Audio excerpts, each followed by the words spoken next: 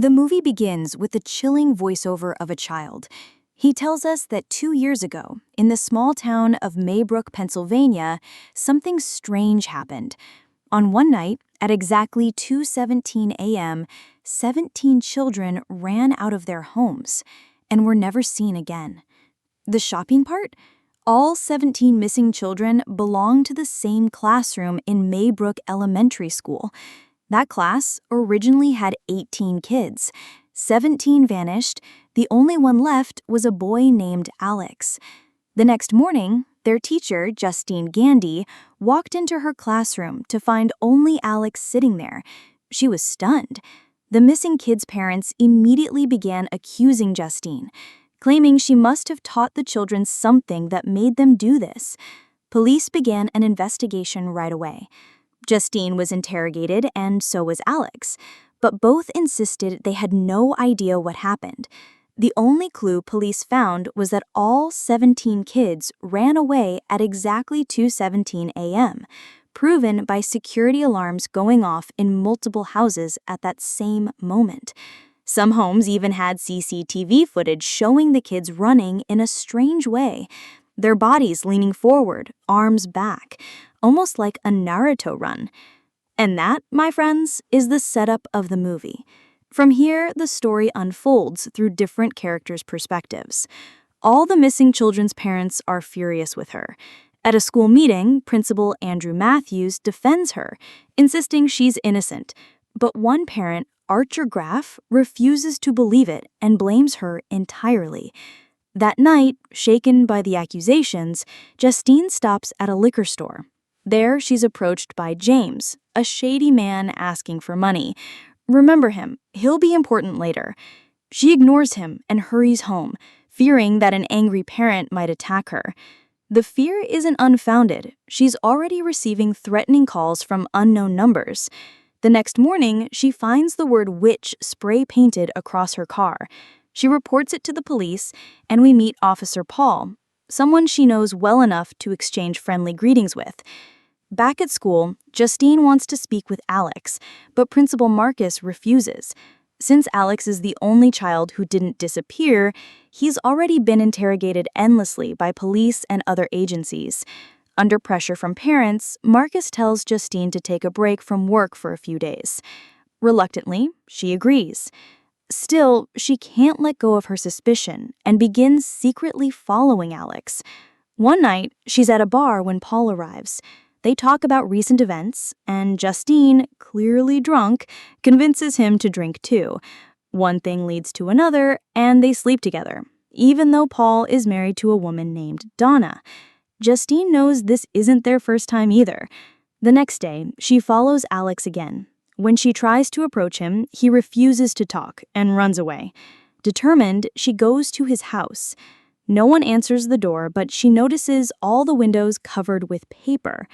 Peeking through a small gap, she sees Alex's parents sitting motionless on the sofa, like statues in some kind of trance.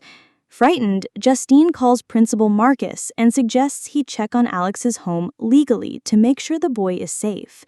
That night, she parks outside Alex's house to watch. She dozes off until the front door opens. Alex's mother steps out, walking strangely, holding a pair of scissors.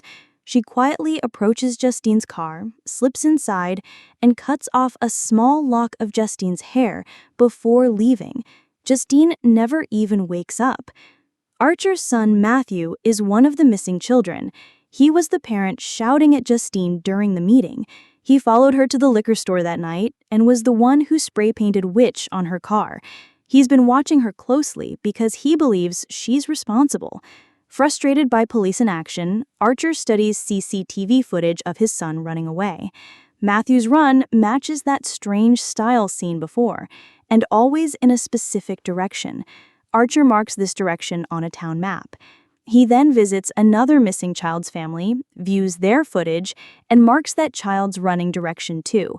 Both lines intersect at the same point, suggesting all the children ran toward that location. While pursuing this theory, Archer spots Justine at a gas station.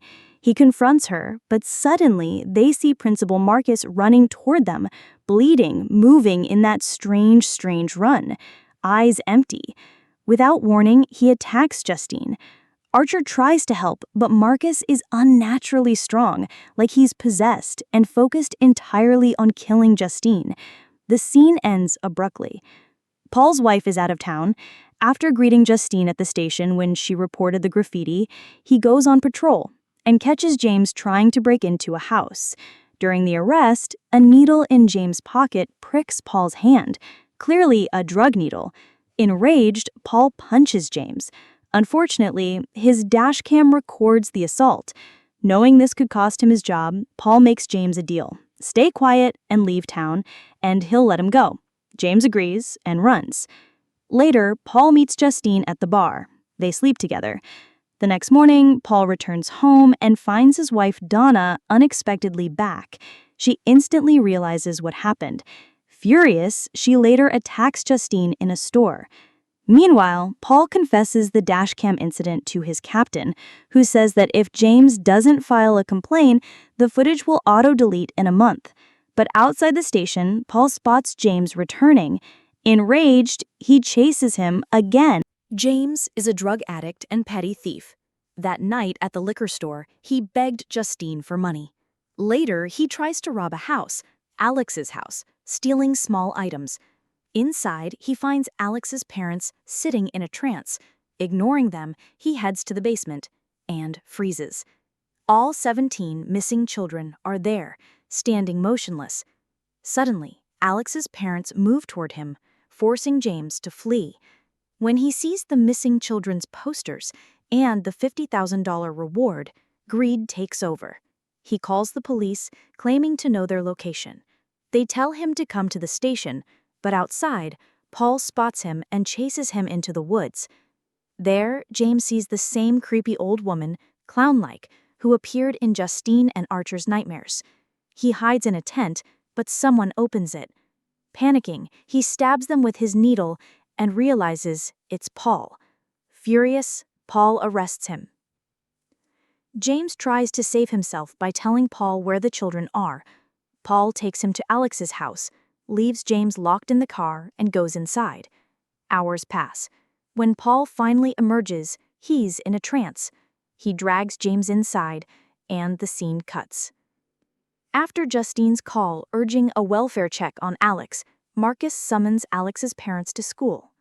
Instead, a clown-like old woman named Gladys arrives, claiming to be Alex's aunt. Yes, the same woman from the nightmares. Gladys says Alex's parents are too sick to come. Marcus insists he must meet them or involve child services. That night, Gladys shows up at Marcus's home uninvited, carrying a thorny plant stem tied with a small piece of cloth from Marcus's school office.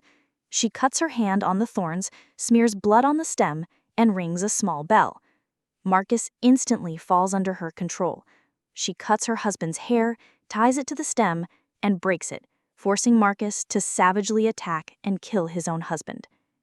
Gladys then uses Justine's hair, stolen by Alex's mother, to send Marcus after her, explaining why Marcus attacked at the gas station.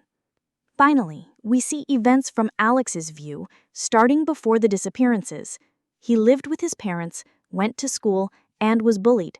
One day, his father told him his mother's sick aunt Gladys would be staying with them. She arrived looking frail, but carrying a strange plant. Soon, Alex found his parents in a trance at the dining table, speaking robotically.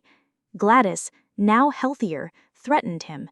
If he told anyone, she'd kill his parents instantly. She demonstrated her power by making them hurt themselves until she stopped. The ritual involved the plant's thorny stems, blood, and a personal belonging of the victim, feeding on their life force to stay young. Eventually, she demanded personal items from all his classmates. Afraid for his parents, Alex stole name stickers from his classmates' trays. That night, Gladys performed the ritual.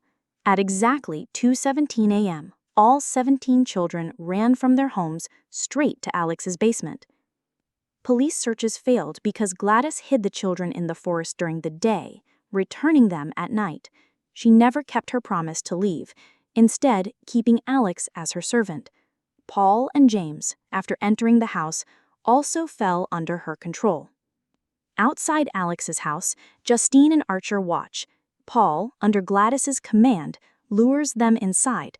The moment they cross the salt line, possessed Paul and James attack like zombies.